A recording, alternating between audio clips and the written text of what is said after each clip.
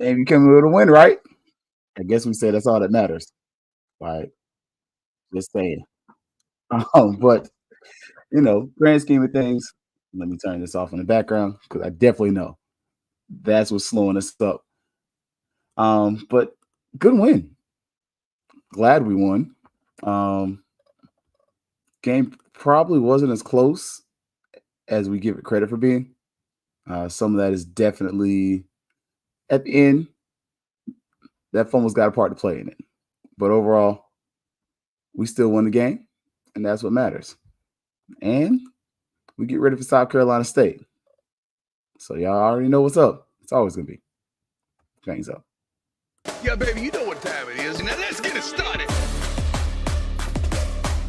Are you kidding me? Unreal! While our HBCUs are mostly known for academic rigor, community, they also know how to turn up. Does he have it? Yes, he does!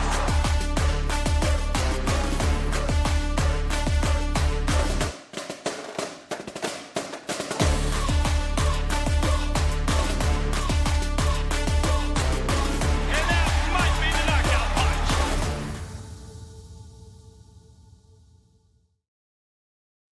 All right. Greetings, salutations, family. Good to see y'all. Look, I was at the watch party last night. So that's probably why y'all didn't see your brother post game. Not that I only have one beer, but it was just late. The game finished like 12 o'clock. And I'm like, we got church in the morning. If I'm up here till 1 in the morning, yeah, I ain't gonna be able to give the Lord nothing. So I want to make sure I'm dutifully giving the Lord the responsibility and effort he deserves. Um, what's up, Terry T? What's up, Marvin? What's up, little baby? Always good to see y'all. Hopefully the thing isn't chopping up. I see mine is a little chopping up on my check screen over here. So, but the MEAC SWAC challenge is a party. Like, I don't know about y'all. I enjoyed the watch party. Big shout out to the Orlando Rattlers, Orlando NAA. We had a watch party at Tom's. So over there on iDrive, they validated part of the parking. So, I mean, really good venue, good setting, like all around, great job. So, it was a lot of fun. Got to network, got to just love on some of the family. So just good times overall, man. Good times overall. So, but yeah, we saw the same game. A little concerning at times, but at the same point, I think if you kind of watch it and kind of go back and look at it again, because that's why I was moving slow. I had the ESPN in the background, kind of trying to rewatch the game, trying not to do a complete instant reaction the day later, like 30 minutes after the game, hour after the game, instant reaction. Next day, all right, go look at a little bit of something and kind of see what you got and see, maybe some of the whys of what was going on. But woo, good game, man. Good game. Look, a lot of concerns, a lot of concern, a lot of times my eyebrows still raised. We got that, man. We got some questions, got some concerns, and then the star is born. And so, and then, look at a little bit of the good, kind of, and the concerns are really going to highlight the bad. So, but for me, first question, did you have fun? Like, I think that's the first thing, started off the day a little earlier, man. A little disappointed in the other home team, man. Like, how you lose to Georgia Tech like that? Like, and I'm not being like meddling because I'm actually a fan. So I'm a fan of both schools. So I'm not that person that's like, I had FSU lost. I'm like, dang, the home team lost. But for FAMU to kind of close it out, did you have fun as a Rattler fan? But we definitely came in with some questions. And the first question definitely was QB1. Well, what we got? Because like I told y'all, man, I thought Junior was gonna win. And when he didn't, I was okay with it. I told you I'm not one of those people that has to be right at the detriment of other folks. Like, I'm not gonna start being like, oh yeah, da da da. The second it looked a little shaky at the beginning, I was not out there loudly. I was kind of like, all right, how much of this is on him? How much is on the others? Let them figure this out. I think we got that answer though. So quarterback one, I think Gerald Thomas put it out there best. There ain't no more questions. We got answers. And the answer is Daniel Richardson. Like, and look, I'm with you, little baby. I'm happy that they didn't pull him for the second QB. I am too. I would have liked for Junior to have been able to get in. Like, don't discount that. That's still my boy. Still biased. But in my bias, I can openly state that Richardson looked like the better dude in that moment. And he looked solid. So, yeah, moments though. Like, some of those passes, I was with some of y'all like, all right, we bouncing some of these balls off the ground. But you could also see where some of the known that you would have to do happened. Like, we knew the pocket would have to be rolling to the left or to the right. You watch the Fangs Up podcast, I don't know if I'm a favorite host or not, but your honest host said it. Hey, man, you're going to have to roll the pocket for this kid. Otherwise, it's going to be a problem because he's not very tall. The line is tall, but it also creates problems for the defense when he's rolling. It's not just because he's a 5'10" guy. It's also because he can move a little bit. And we saw that, man. So that was one of my questions. Other question was, what was the defense going to look like? And I think we kind of saw that early on. Like, they have an on-off switch. And at the beginning of the game, they openly stated, we playing for the wrong thing. And it's not so much the wrong thing. What we playing for isn't what we got. That's the better way to say that. Like, if I say wrong, then that makes it seem like the coaches did something that wasn't right. It was less of that. It was more of, we thought they were going to throw more, which, again, if you watch the Fangs Up podcast, it was like, Norfolk's going to run the ball. Like, they might throw the ball later on, but you got to stop the run. I don't know if that's something we saw on film. We just, kind of went the other way with it. But at the same point, we are where we are. We won the game. That's really what matters. Like, I'm just gonna be honest with y'all on that. For me, it's the winning of the game. So that was pretty cool. Other concern for me was special teams, the field goal kickers. I want to know where we're gonna be at. Y'all telling me you missing kicks in practice.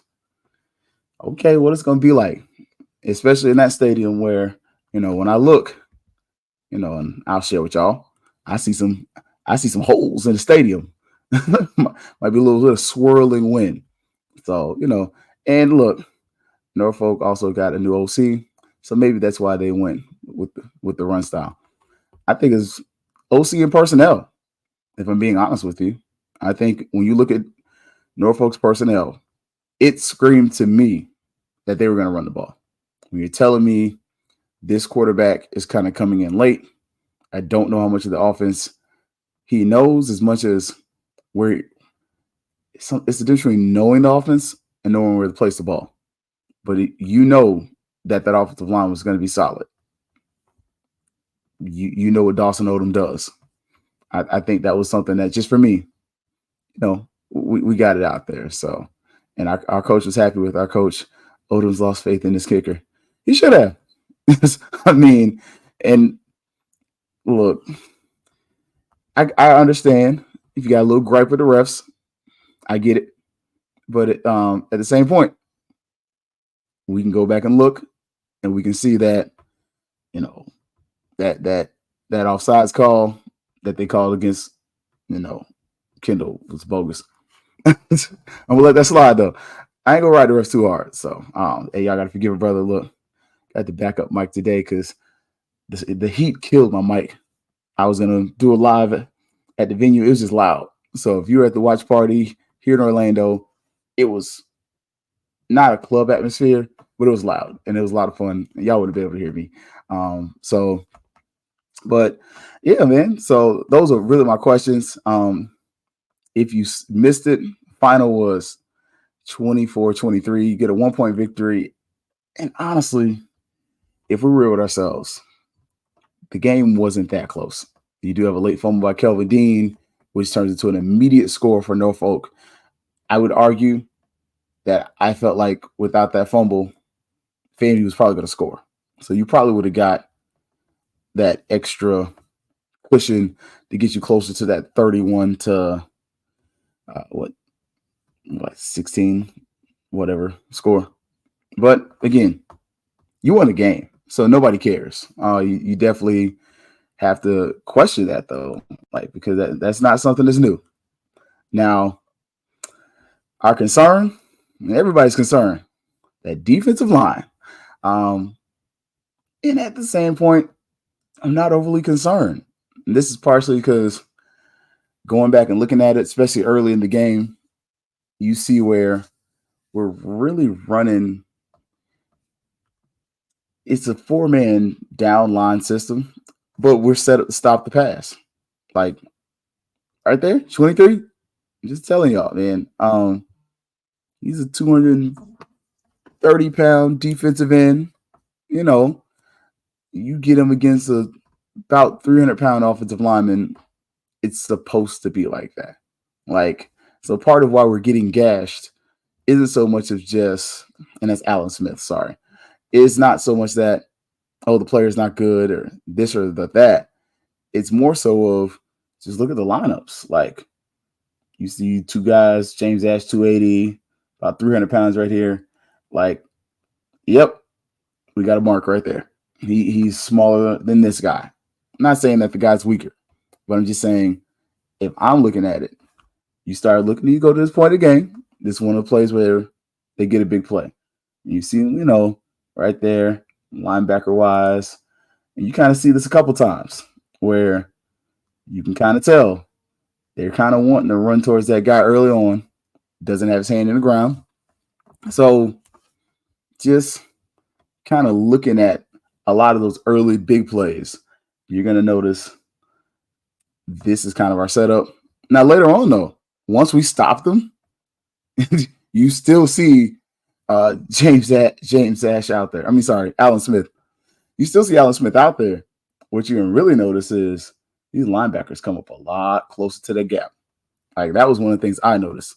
Like, we maintain gap integrity a lot better in the second half. So for me, when I'm looking at South Carolina State, they're running the ball. Like, let's just put that out there. They're running the ball. You're going to get more of this kind of stuff when they're looking at, and they have 2, 4, 6 guys that are there. You got these 3 that are, decent size, and then 230. So they're going to attack that. And at certain points, we did make the adjustment. You did switch in Gardner Jr., but you lost contain a little bit.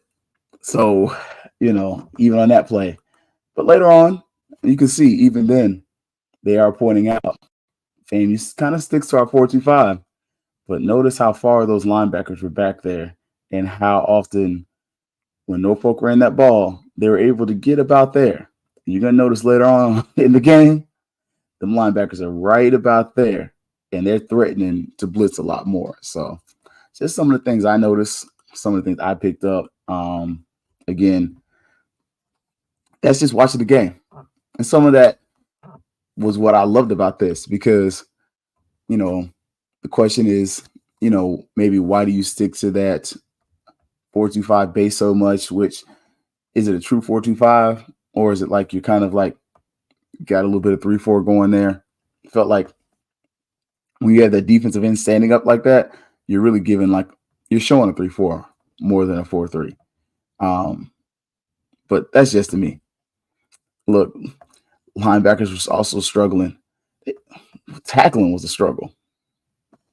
Like tackles, I don't know why. Okay, I do know why. The guys are kind of getting to the second level a little much for my taste.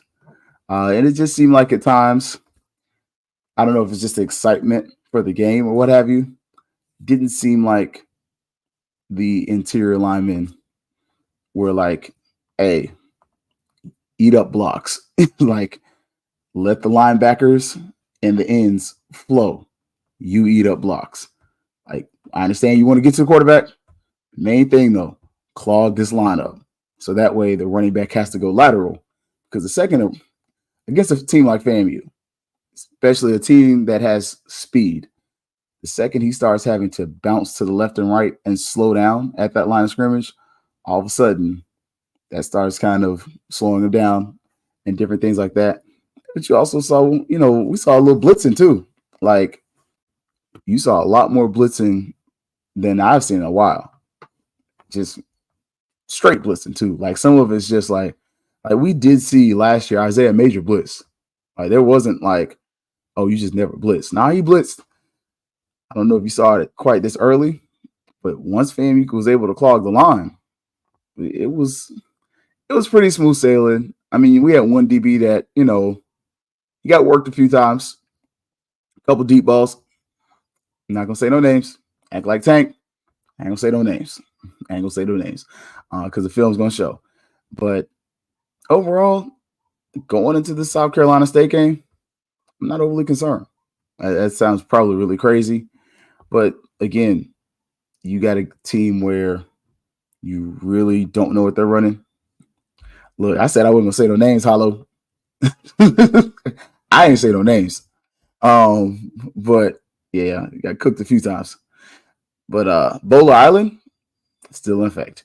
But you definitely saw where, as the game kind of went on, especially once you get into that second half, Norfolk got most of their rush yards early in the game. After that, they hit some big passes, but outside of really that sudden change, the game was over until that fumble. The game's over. Like, if you continue marching down the field like you were doing, that game's over. Like, yeah. Other concern, O-line early. Like, we missed a few in the run game department as far as blocks. Like, a few concerns, but Norfolk State has a really good defensive lineman over there. That's one of their hallmarks. But at the same part, that was a little bit of concern for me, just kind of seeing that, how many of us were like, run the ball. And then you were like, man, I don't know what the hole's looking like. But even with that, who's your running back one? Because we threw Bo out there. He looked solid. But Kelvin Dean was like, okay. And look, Frank the Tank, I don't know what y'all want to call him, but look, Frank the Tank, that dude, 23. Yeah, looks like the same old 23 to me. Like, I'm just saying, he ain't Terrell Jennings, but if you squint real hard, I can't tell the difference. Like, I'm just telling y'all, that Thad Franklin Jr., 6'1", 230, yeah. Ooh, he gives me some hope. I like him. No Diddy. God, that's my guy. Running back wise, yeah, end of the season, he might be the one. I'm just saying, he runs with some pad level. Like, dude's bouncing off him. Like, he looks like when Terrell Jennings was healthy. Like, y'all remember when Terrell Jennings was hurt, he was serviceable. But when Terrell Jennings was healthy, no question who the top running back was. That's what you're seeing out of Thad Franklin for me. And the thing is, Kelvin Dean, got to hold on to the ball a little bit better. I don't know if you need to wear gloves. Because when he fumbles, the ball's high and tight. He just gets hit from, right on the ball almost. But I'm just telling y'all, Thad Franklin's that guy. Like, this season wins are going to determine by play calling who's the better one in a sticky situation. Look, I'm just saying. And we had some drops too. Them linebackers, man. It's going to be interesting. I think the linebackers going to come on later. You're missing one. He's on crutches. But, yeah. How long is number 4 out? Anyone know how serious the injury is? I don't know, but how long does somebody stay at corner? That's gonna be a question. I think you're gonna see some change. I'll be honest. Like, and look, Tam Ortiz, I had to remind myself he wasn't not Jennings. Look, he looked like him. Like, literally. Look at Ashley. Look, going on. Just remind y'all one more again. Support the Fang Exchange. After a win, just telling y'all, it'd be a good excuse to slide a hot $5 to the Fang Exchange. You want to do a one-time donation? You want to be a regular member? Do regular membership. Y'all know Fang Exchange. They also do their show Thursday, 9 o'clock after the Fangs Up podcast. So, catch Fang Exchange. Just saying. Y'all know, look, it ain't competition. We family. But, yeah, I'm just saying that running room back room is going to be fun all year. Like, that was a pleasant surprise. Now, the question is, what's going on with our receiver core, though? You got one. Receiver 1? Yeah. Jamari Gassett, he sat real quiet. He might not have beat out Marcus Riley. Look, I got 5 on it. Put 5 on it. There we go. Matter of fact, put 6 on the board. There we go. Fang Exchange. Put 6 on the board. There you go. So that's the rally cry for the week. Put 6 on the board. Support the Fang Exchange. So look, I ain't heard a good put 6 on the board in a minute. Number 8, we need to worry about. Look, man, I just being honest, I fully expect a little shuffling in the secondary. I'm gonna call it like it is, because, man, that was rough. And not speaking ill of the guy. It's not like a harsh critique. The film says what it says 2 times, because they didn't try Kendall like that. But you want to not get tried like that, got to track that ball a little better, because then that I think the worst one was the pass interference one. That's where it's like, crap. Yeah. Can't get the pass interference and get beat deep like that. Can't do that. But like I said, the receiving core, Jamari Gass is the guy. My man dropped the ball, though. I ain't gonna even lie to y'all. My man from Jones, he definitely dropped the pass. But you got a nice little mix of receivers. And I don't know if it's me. It could just be me. I could be biased. I feel like our receiving core is faster this year. Look, I'm just saying, they look faster. Like, I'm not trying to be the guy that just, y'all know I don't blow smoke up your butt. I'm gonna tell you like a TS is. That receiving core looks like you get the ball in their hands, it's a problem. In the tight end room, Kobe Gross is finally healthy. Like, that is the tight end that FSU thought they were getting. Like, go back and watch that. That's the tight end Florida State thought they had when he was the top transfer athlete in the nation coming out of JUCO. Like, that boy was decent. I'm sorry. That man, that man was there. He was him. Like, and go back and watch the game and see how many times FAMU was running that double tight end set. Like, I'm just saying. I saw Pruitt, and then I was like, oh, okay. So we got both y'all over there. Because Jeremiah Pruitt, 6'5", 230. I'm just saying. Like, Kobe Gross, 6'2", 245. And he over there hopping over people.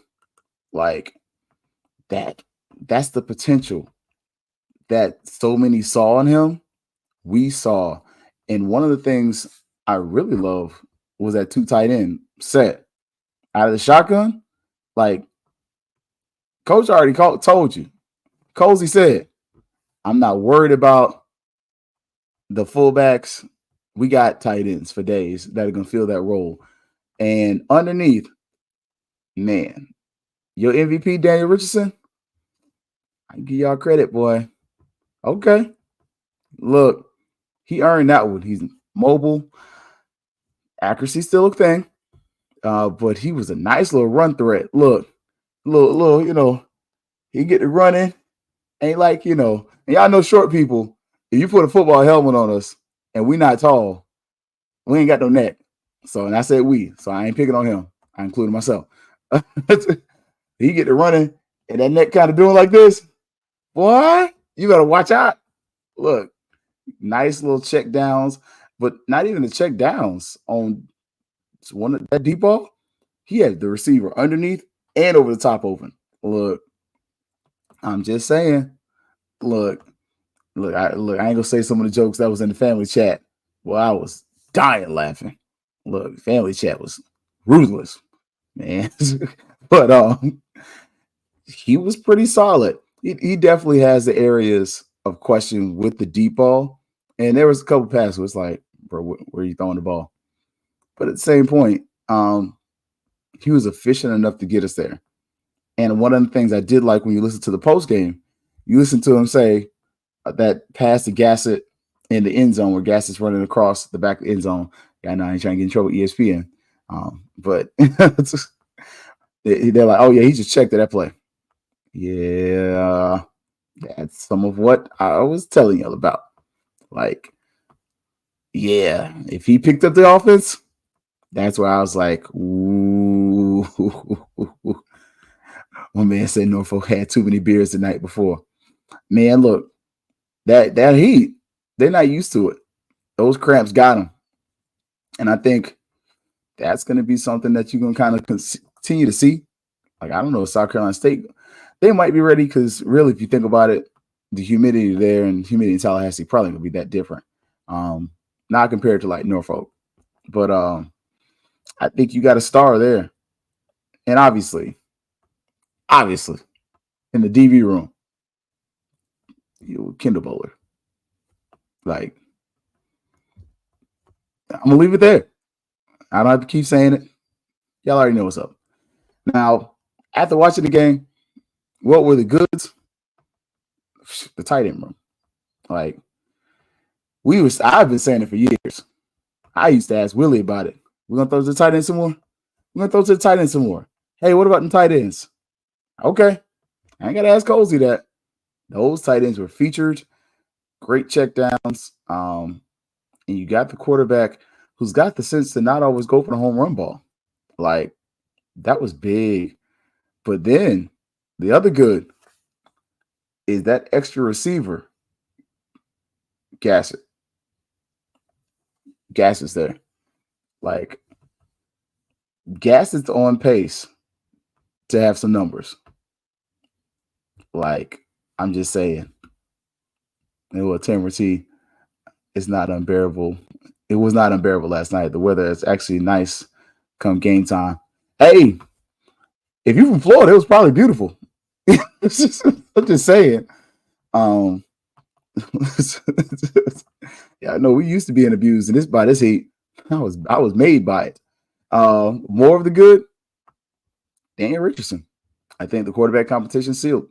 I kind of had my doubts. I think Junior's going to get a shot to kind of, get some filler time. But at the same point, you got to get ahead in some games.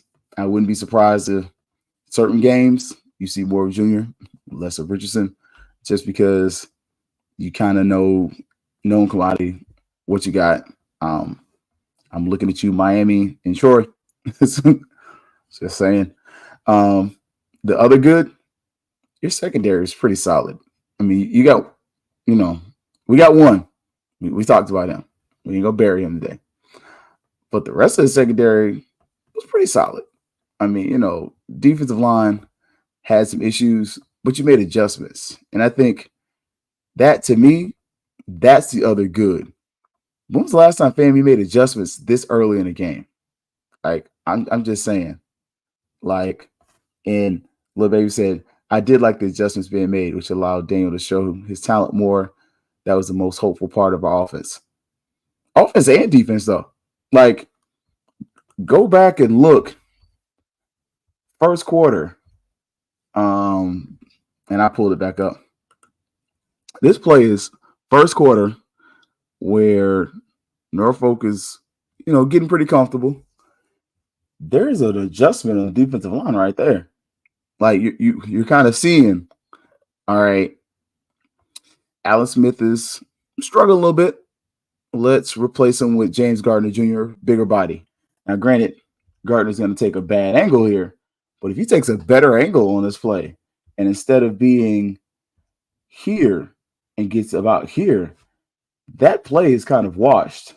But then, as you all are going to point out, where the hell are the linebackers? Looks like both of them end up here in the middle. Why are they both there? Seems like one should be there, one should be a little further out to help keep contained. Just saying, like, just question.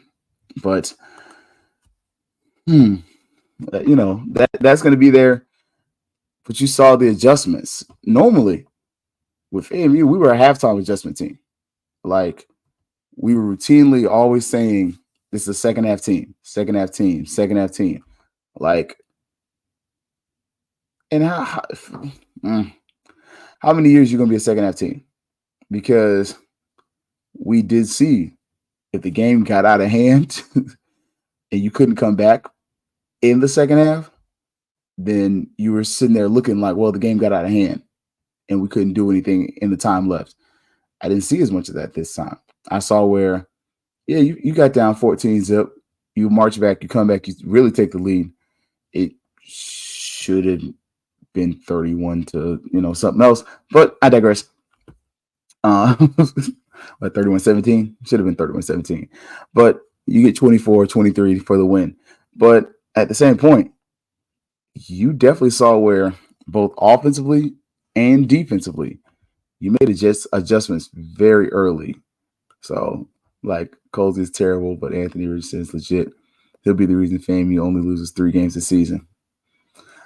Oh, man. I'll disagree with you on that. Without this team, FAMU would be finished on offense. I'm going to disagree with you on that one. I think much to what they said post-game, they did stuff that you didn't see on film, and they responded to the stuff they saw on film. I think if Cozy was terrible, he wouldn't have adjusted. That's the only reason I say that. That's not me trying to be like, super homer, but just trying to be honest. I think if you're a terrible coach, you don't adjust. Because, again, I pointed out how on first quarter, you're noticing they're gashing you, and you make a personnel change. To me, that's not the move of a terrible coach. Now, granted, the chess piece you put in doesn't end up in the place he's supposed to be, and you can clearly see, though, but he's being held. Like, that's the back of his jersey. That's a full handful of jersey. That's holding. But again, that's being nitpicky, and it is what it is. But I don't know. Me personally, I don't think a terrible coach makes the adjustment, especially offensively. That's just me. So, and there's going to be teams where they're going to put you down, keep you down. We really got to get a handle of that. And then we got to start early. I think Daniel Richardson made a great point. And thank you. It's just, I think I heard Brian say the same thing. If you were watching him and AD Drew, and like, I ain't gonna lie, part of the reason started a little late. Wife need to wash her hair. I was like, hey, I'm gonna let them finish cooking a little bit, but because I want to hear too. But I think when you're watching that game, you're starting to see everybody's learning. Like, none of these coaches have been here before with this team. The offensive coordinator, first time calling plays, does a solid job. He makes some in-game adjustments. Defensive coordinator, likewise. Now, one of the things I will say, I feel like Cozy gets his fingerprints on this defense a little bit later. Like, you go back and you watch, especially later in the game, a lot more him with the chalkboard on the sideline than it was just him being a CEO coach. So I'm just saying it. And look, everyone's seen it, including Mr. Ford. Richardson will bail out Cozy's mistakes because of versatility on offense. He's a draftable quarterback. Okay. Okay. Uh, our front four on defense has to get better. I agree. Yeah. I would question him being draftable just because I would look at what else is out there. And I think other folks are going to say some of the stuff we say. I think he has a talent to go to the next level. But draftable is strong. Like, that's a strong statement. But hey, if you believe that, I'm cool with it. Marvin, I don't agree, but opinions alike to everyone has one. Hey, man, look, like I said, that draftable, that's faith, man. That's faith. I only see in my candor 1 to 2 draftable prospects right now. I think Kendall's draftable. I heard kind of higher in the draft from somebody. I think a little bit lower just because the situation is what it is. If he does well at the postseason events, I think he does get a chance to go a little higher. But I think Kendall's draftable. I wouldn't be surprised if Kobe Gross stays healthy. Some folks ain't forgot what he was. And coming out of the situation he came out of, remember, he was the top junior college athlete in the nation when he went to Florida State. Again, folks' memories ain't that short. And mess around, you come to FAMU, have a decent season, late round, maybe. Other than that, unless Franklin balls out, the running backs are a dime a dozen. So, but I wish him well. Yeah, I know me. I'm just be honest. James, maybe. I like James Ash too. I definitely think he's got potential, especially if he keeps stepdaddying people like he did yesterday. Like that penalty where he's just got the one arm out and he's just giving Buddy the stepdaddy treatment. Absolute bogus. Like, I'm sorry. I feel some type of way just listening to that and hearing that penalty in general. Like, why is he getting this penalty? Because I get the hands were kind of close, but he's got the jersey and he's like punking the dude so bad that is with his jersey, his hand is close to his face. But yeah, James Ash, yeah, he's a dude. Yeah, I'm just saying. Were we playing against the refs though? We had a couple calls not go our way, but I think that's another good. How many penalties would you have had in the past? Like, we talking 5 penalties for the whole game? When the last time FAMU only had 5 penalties? I'm gonna ask that. Ask for the people in the front. Ask for the people in the back. Like, like it talking specifically about people, a quarterback, but people will try and play him because of lack of size and arm power, everything else he's got in spades. He's a pro.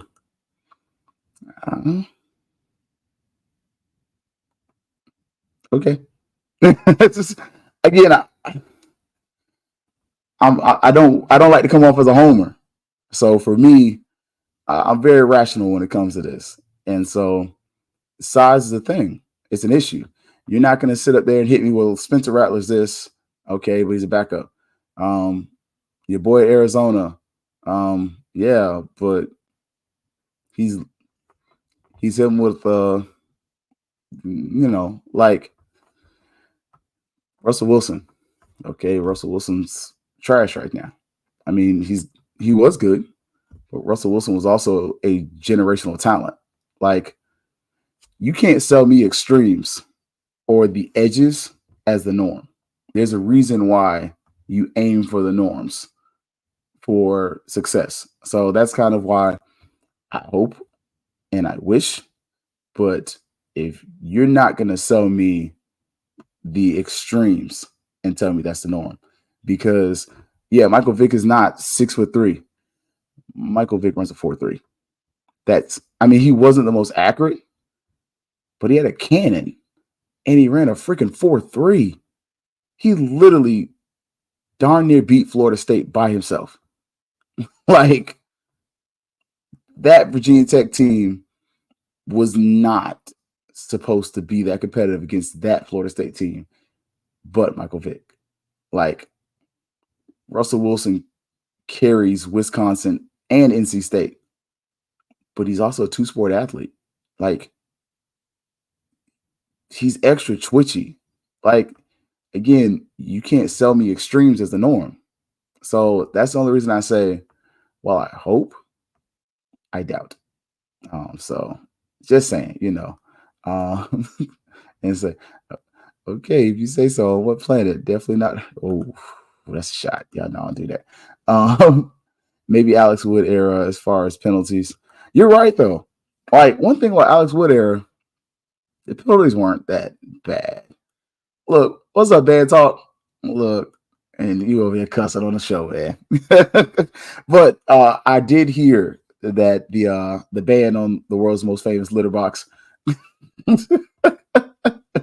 I heard they did a good showing in Daytona, and I actually got to meet one of y'all former band members the other day. I've already known him, but Mr. Bruce Green, he's married to a Rattler, but he's a retired band director here in Orlando and proud Cookmanite, and Mr. Gene Gillis at Memorial Middle School is a Wildcat as well. So I keep a few of y'all around me, just close enough. Keep it up. Needs to stop watching Pop Warner. His height and arm strength is not good to cut the safe. Ooh. Yeah, I'm gonna let y'all have that. In the comments. And look, FSU fan, became a Mike Vick. Look, same. I kind of already liked Michael Vick, but yeah, I was a Vick fan after that. He ate him up, man. So, but game 1, week 1, success. I think at the end of the day, you just need to win.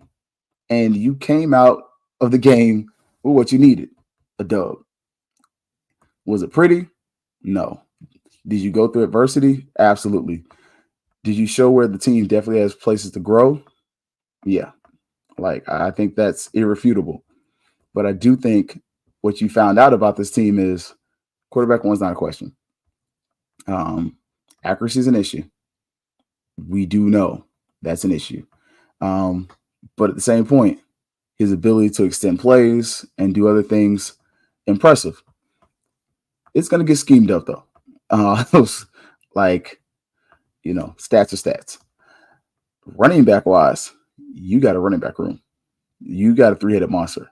I think to try to act like you only got 2 is short selling your product. On top of that, receiver 1 is there. It's Jamari Gassett. And if he keeps up this pace, he's on pace for a 1,000-yard season. Expect to see more double coverage. I think some of the adjustments to get Gassett the ball are going to have him in motion, keep him in motion. Some of what you saw with Xavier Smith, you're going to see with Jamari Gassett. I think if you really watch last year, you're going to see less Marcus Riley from him, even though they were the same number, more Xavier Smith. And not saying that he's the same talent of receiver as Xavier. I'm saying using the same asset and the same mechanism. Like, notice how Xavier would be in motion. He'd be here, he'd be there. He kind of all over the place.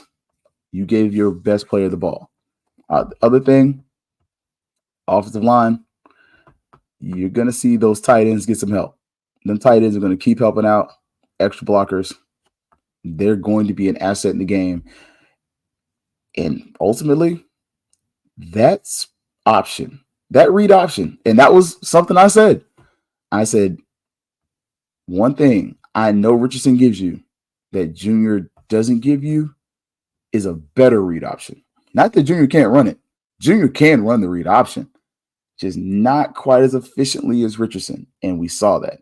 And once you open up that read option, that opens up play action, and it really opens up the offense to allow your receivers to get downfield. Especially, look at that, I believe the last Gassett touchdown, where he had options. Like, the underneath was open, over the top was open. Like, that's going to be open. Defensively, you're going to make some adjustments on the line. I think when you look at South Carolina State, you're going to expect another very physical game. You're probably going to play a little bigger this game. You just got to see, is Garden going to come in and he's going to make sure he seals off the edge at the right place? That's going to be a question. Linebacker-wise, are you going to play linebackers further up? Are you going to keep them kind of back? We saw when they were a little further back looking for the pass, it was a problem. The secondary is secondary. You got one, you got an island. You got another that you had a rough game. So will that cause some shifting and adjustment? I wouldn't be surprised if somebody's got a shorter leash this week. So, and kicking the punter's best punter in the SWAC, kicker solid. So, we'll see. My question is, what will we do when FAMU plays Miami, Troy, and Jackson without getting any pressure to the quarterback?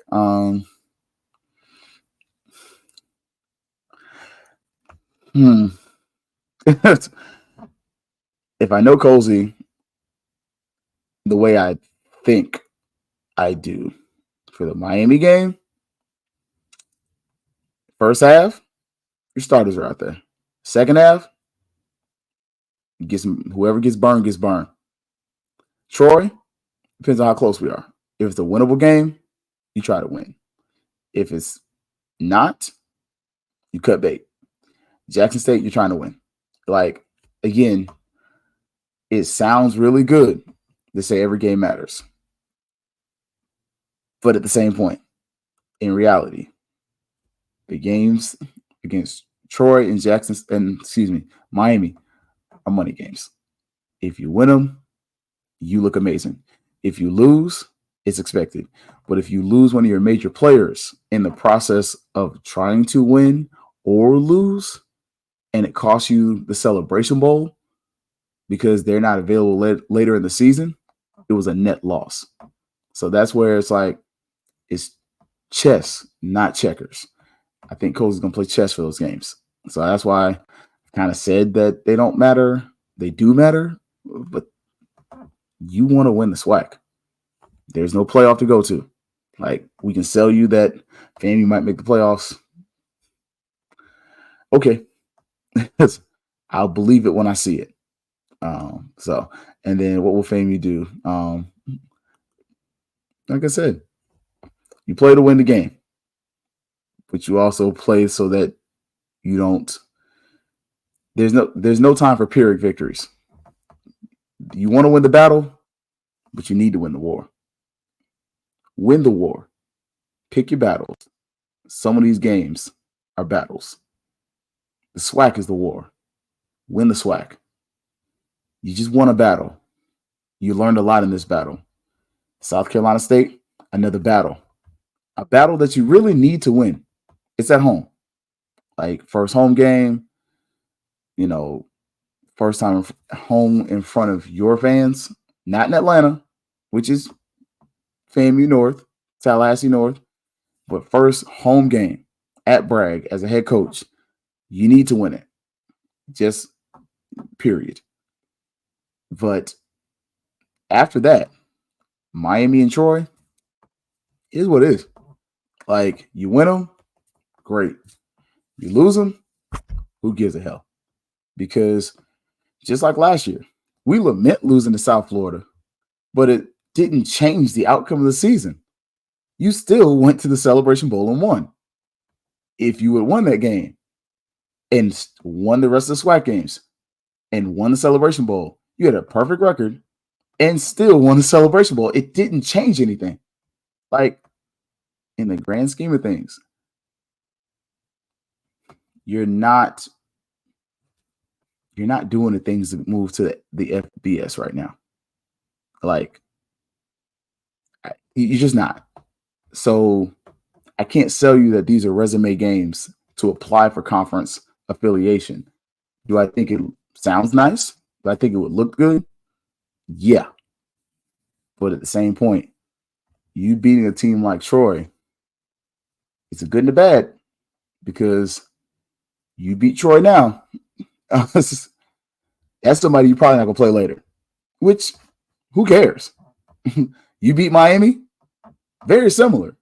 Like, don't be surprised you don't get that FSU Jacksonville State treatment where it's like, yeah, we'll just buy you out. Y'all figure out whoever the hell you're gonna play in the future, but we're good for a while. Like, that's what these schools do. When the FBS schools lose to an FCS school, they normally pay them off and cut them off the schedule. Like, it's just, so now you got to find a new opponent, which is cool because you're getting 2 checks. But if you start thinking about it and you start following what college football does, you want to win the game because you want to win the game. But you also kind of want to win the game because you want the extra check, because they're probably going to cut the check and say, we can't take another loss like this. And Troy is very winnable. Miami, I'm not going to sell y'all that. I'm not. I can't. Like, I'm irrational if I'm selling you FAMU's going to beat Miami. It's bogus. Like, you know it's bogus. I know it's bogus. On paper, it shouldn't happen. Can it happen? Absolutely. Anything can happen. What's likely is completely different than what can. Like, you're playing in front of their 35,000 fans. You might get 50 because it's FAMU. So they're going to have to win that Troy game to get consideration. But without that field house getting renovated, it probably won't happen. I don't think the Troy game has any bearings on the field house. It's only a couple $100,000. I mean, you know, I think they're paying you $400,000. That's not going to get you the new field house you need. I think, again, like 400 or 500 stacks, you get that. I don't know if they got you in the future, but if they do, they probably cut you off another one and say, hey, we're good. You might get $1 million out of that. I don't know. But that's the way it goes. Again, just pay attention. FSU paid off Jacksonville State. I think they had a future game. That ain't happening. I don't remember if UF did the same with Georgia Southern. They just caught that L. Like, it's kind of what teams normally do. I doubt UM's going to be playing Middle Tennessee State anytime soon. Like, when those teams lose the lesser teams, they take them off the schedule. Unless it's North Dakota State. Then they just take the L because it's North Dakota State. They're actually good. All right, y'all. Look, I'll tell you ahead of time. Southern Miss will not allow an HBCU to join the Sun Belt. I believe Conference USA is full. Southern Miss is in the Sun Belt? I don't know about that. Not about that. I'm just saying them not allowing.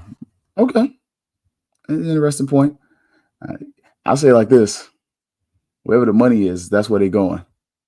If these conferences can see a monetary value in multiple HBCUs coming to their conference, they're going to make that move. You got to make sure that your stuff is a value. I think FAMU is a value. I just don't think FAMU by itself is a sell. I think FAMU with 2 to 4 other HBCUs, I think that's a better sell. And to me, it's more palatable. They have natural rivals. They have people they want to see. You get 2, 3, 4 bands that come around. It's a spectacle. It's a little bit more when it's not just, oh, we got FAMU coming.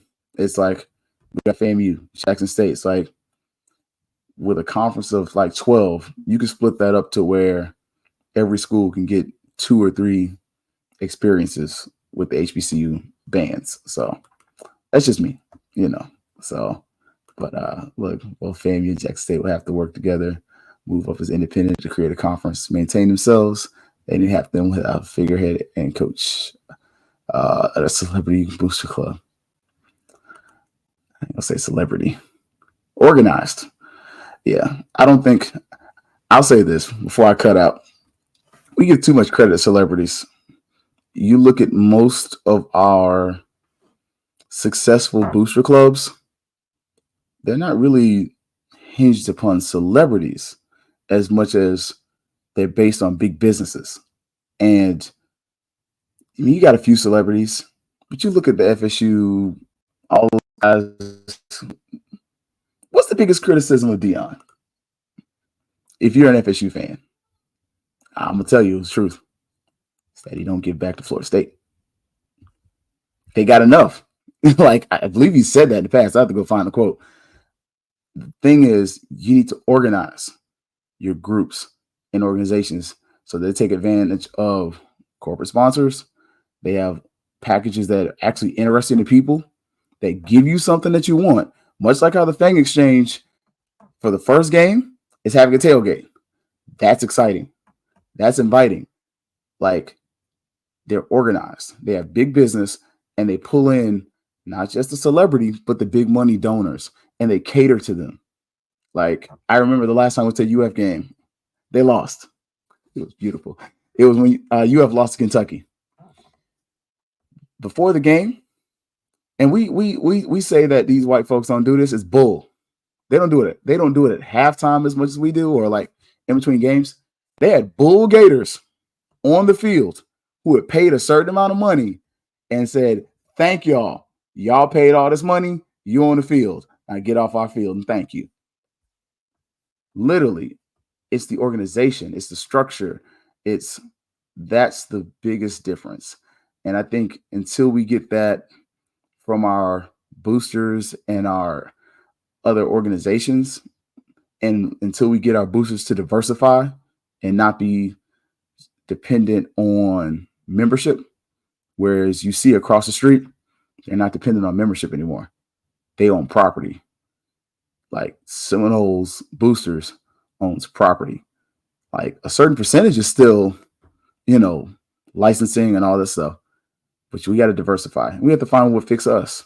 Because what works at Florida State and works at Florida and works at UCF is not going to work at FAMU. We don't have those same luxuries. We don't have 70,000 students like UCF and are in a major metropolitan city. We're not the state flagship like UF with 40,000 students. We're not the old women's college in the capital city with 50,000 students that has the business school, that has a business PhD, that has entrepreneurship program, yada, yada, yada.